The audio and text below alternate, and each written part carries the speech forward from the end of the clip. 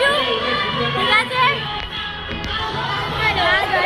তুই কি বলতে চাস? আজকে কি? আজকে হচ্ছে বিবাহ বার্ষিকী দাদু আর দিদা।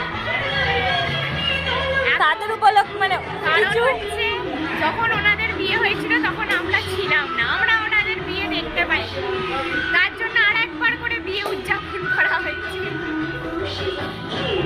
আমরা খুব মজা করি।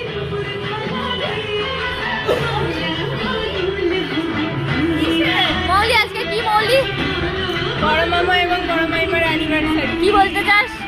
কি বলবো, সারা জীবন এরম ভাবে একসাথে থাকো এবং বাবাই আজকে কি? বাবাই আজকে কি? আজকে আমার বিয়ে। আজকে কি পরে ভিডিও বলবো। বল। কান্না করো।